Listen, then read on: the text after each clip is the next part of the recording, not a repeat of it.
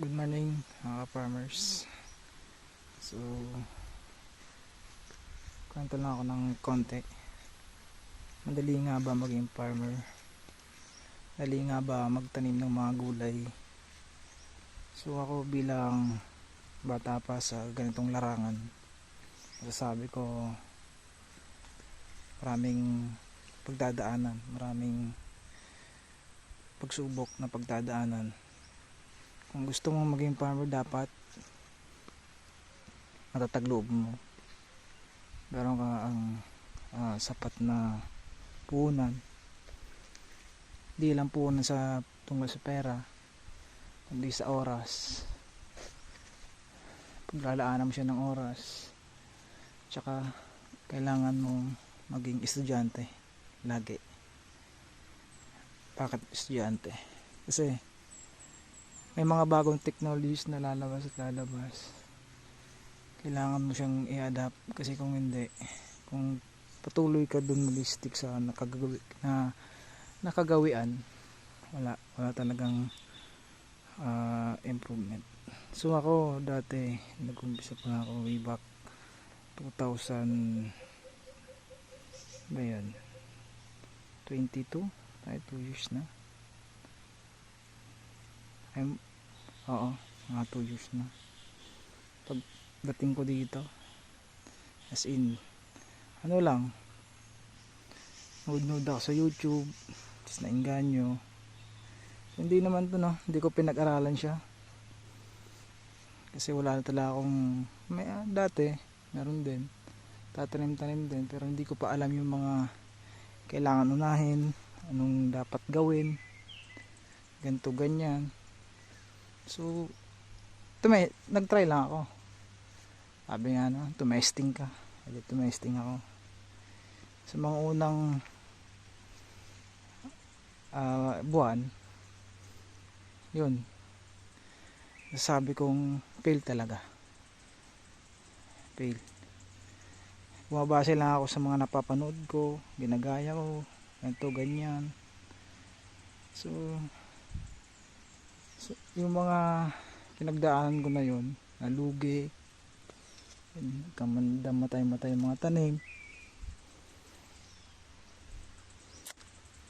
Inisip ko na lang, parte talaga ng proseso yun. Yung mahirap din na part doon is yung pera, talagang mawawala sa'yo, hindi maibabalik. Once na hindi mo pinag-aralan, hindi mo siya, anong tawag dito, hindi mo inalam kung paano yung unang step ng land preparation, yung pagbubungkal ng lupa, basta-basta lang tatanim ba o ay may ilalagay pa, yung mga ganun senaryo. Yun, doon ako nagkamali. So wala akong nahinga ng advice, yung mga haka-haka lang, yung mga sinaunang pagtatanim pa. So yun ang nasunod ko, hanggang sa nagtarim ako ng ampalaya ng isang mga 250 pieces. Talagang nagkanda matay, hindi ko siya napabunga, fail talaga. So sayang yung puhunan sa akin nun. Buo yung loob ko bago ako pumasok sa ganitong larangan, sa pagpaparm. Sabi ko sa sarili ko na hindi ako basta-basta aayaw. Pero may point na yun nga, yung pera na wala, hindi basta-basta, hindi madaling kunin, hindi madaling kitain. Ako talaga, yung buhay ko dun sa Cavite is nasa pabrika. Iba naman yung pinag-aralan ko kasi sa ganitong uri ng trabaho ko ngayon, hanap buhay. So may konting knowledge din ako. Trabaho ko sa construction, factory, ngayon, junk shop, ganun. Sa electronics na ano. So malayo yung trabahuan ko kaysa ngayong tawag dito, ginagawa ko. So ito, ginawa ko na siyang passion ko talaga. Kaya siguro hindi ako basta-basta nag-give up kasi naging passion ko rin siya. Tsaka may isang nagtiwala sa akin, kapatid ko. Tinulungan ako, diba? Na alam mo yun, pag may isa talagang nagtiwala sa iyo tapos pinukusan mo siya, alam niyang gusto mo yung ginagawa mo, dun talaga focus, patience, yun yung mga baon mo dapat, hindi basta basta. Kasi once na nawalan ka ng focus sa ginagawa, wala, dun ka magpipail. Maraming distractions, ganito ganyan, etc. Yung mga, alam mo yun, mga sinasabi sa akin, ginawa kong motivation. Yun. Ang ginawa ko, wala, ano lang, tahimik. Tapos yun, solo lang ginagawa. Bubungol ako ng lupa, yun, gamit ko as a roll yun sa lupa ng kapatid ko. So yung kapatid ko na yun is na-disappoint sa akin. Yung tanda, hindi naman yung ngayon na nagpipinas nito, di yun, yung isa ko din na kapatid. Kasi yung pinagatihan namin na pera is nag-fail. So hindi, dapat dito sa farming talaga kailangan maging estudyante. May mentor ka, kailangan mong aralin. Sa lupa pa lang dapat alam mo na yung dapat gawin pagkabukal ng lupa, ano yung dapat ilagay o i-spray, yung ganun senaryo.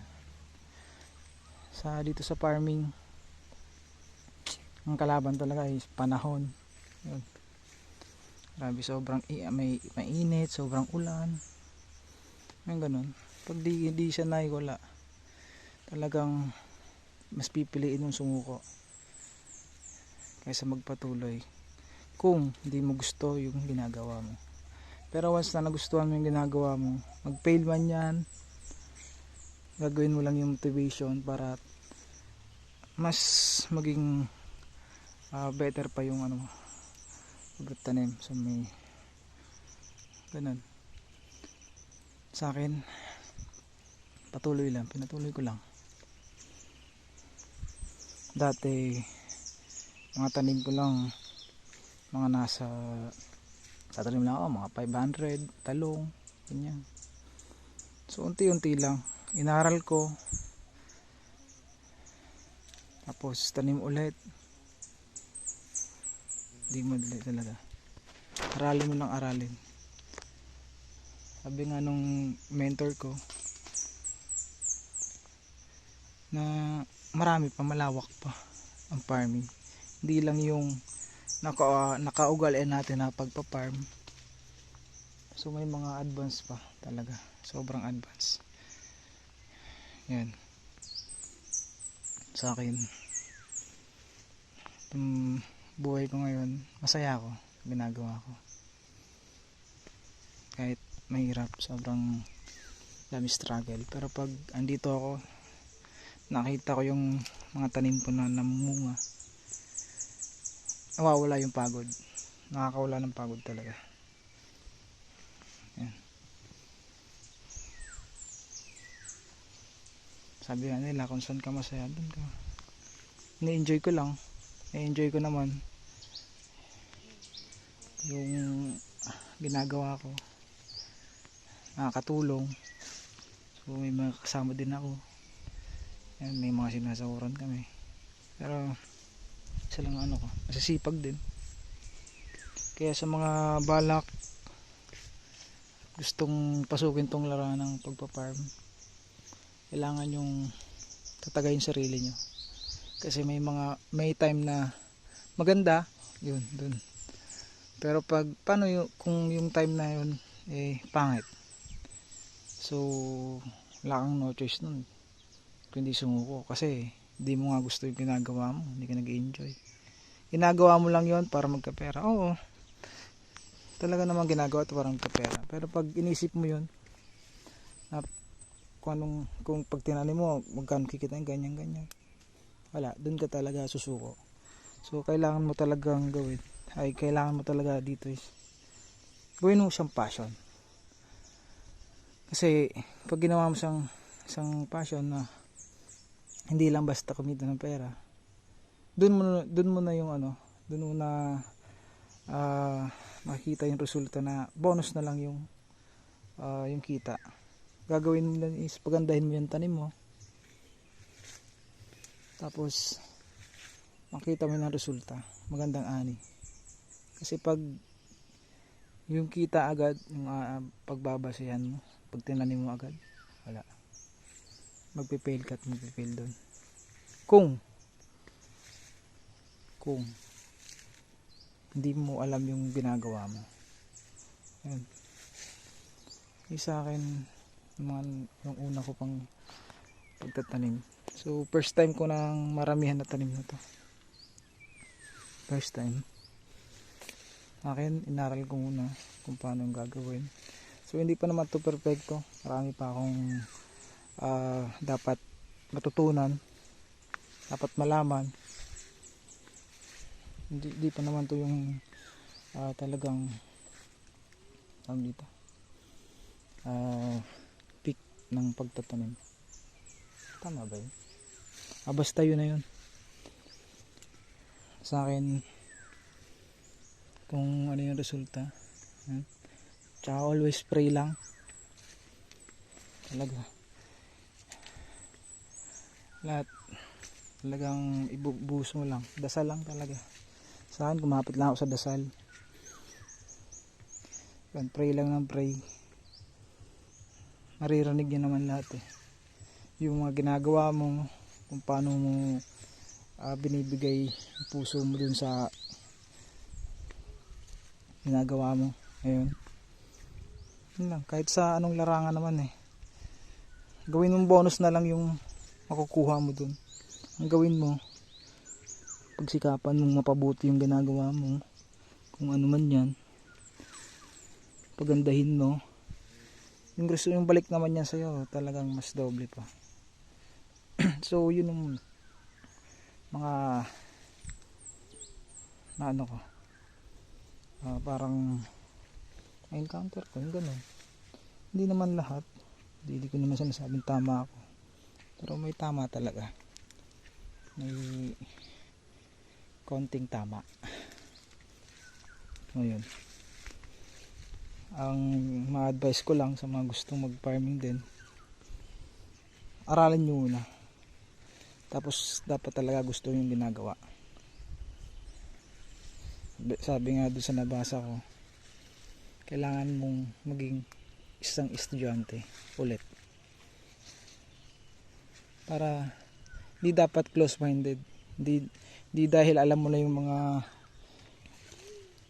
gagawin, doon ka na lang mag-stick. May mga meron kang matututunan sa ibang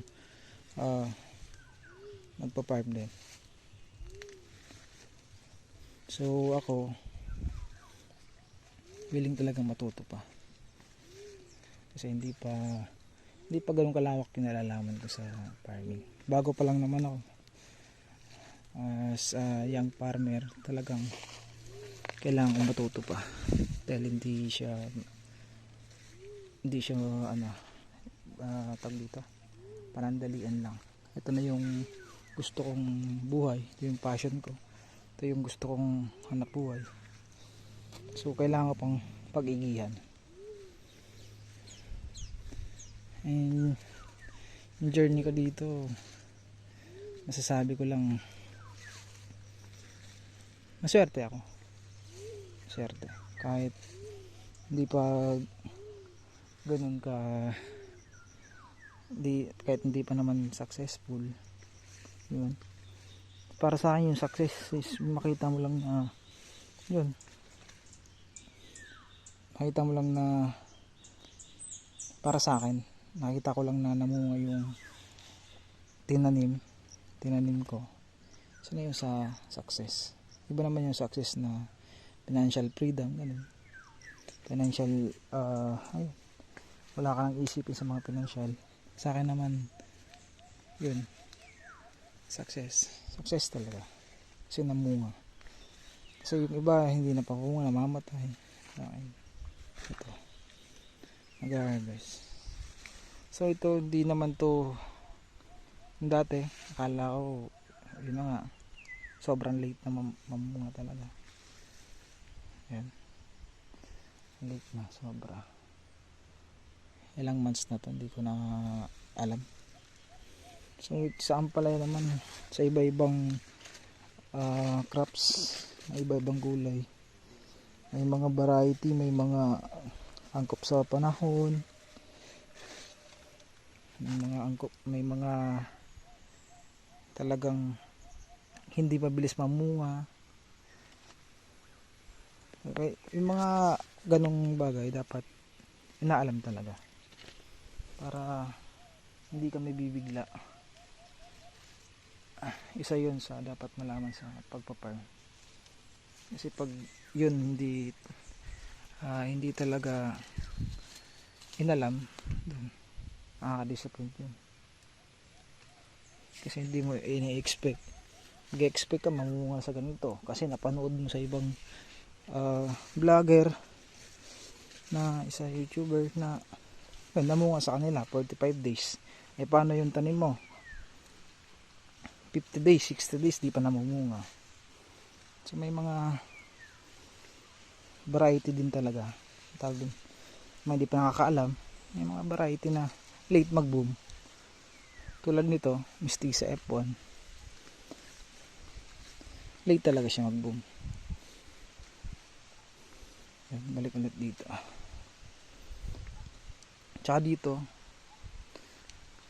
Chaytay, Green Spear F1. Dito banda. So late din siya mag-boom, parang Mestiza din. Hindi tulad ng Galaxy Max F1 na talagang 45 days may bunga ka na makita. So sa akin ito, same lang din siya ng characteristic. Excuse. Same lang din siya ng characteristic ng Galaxy Max, pero ito kasi stress kaya na-delay. Sabi nga din ng mentor ko, ano siya, late mag-boom. Ganun din kasi tanim. So yun mga farmers, hanggang sa susunod ulit. Medyo uwi na ako, malaya pa uwian ko. So ito, upahan ko lang to. Yan, anak din, nasa 1,000 plus lang to na seeds. Yan, ito yung tab nagkukuno namin ng pandilig. Nandun yung sapa sa baba, doon na punta. Yung sa in-upload ko na nakaraan, nakita na. Yun yung pan-drip sa talungan. So papakita ko na din yung mga tanim kong tarog doon sa dulo. Ginawa ko, hindi ko siya tinamna ng isahan lang. Kasi para pag bumaba yung isang crop, may pamalit ako. Ganun. So yan, may mga maliit na dahon. Ay, hindi ko alam kung paano yan. Hindi ko na matandaan kung ano yung tawag doon. Hindi ko na muna binubunot. Nangulit yung dahon.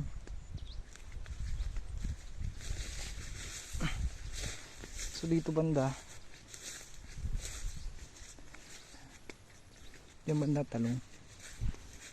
Ito malawak to, mga 6 meters to. Di pa naman nag-aabot siya. Mga tangkay. Yan, malawak. 6 meters. Ayan yung hose pang drip. 1.5 yung sukat niya. 1.5 inch. Ito yung talungan ko. Haba. Papunta dun. Namumunga na. Calix 2 F1. Okay na rin naman. Mabulaklak to. mga nasa 50, mga 58 days na talong, inabot ng init, pero survive pa rin naman, marami na siyang bunga.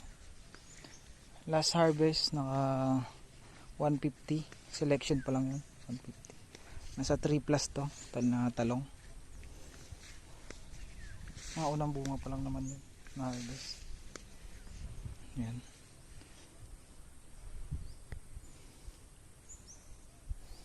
Yan, may space pa. Itong space. May ka-intercrop dyan, mangga. Yan, namulaklak na rin.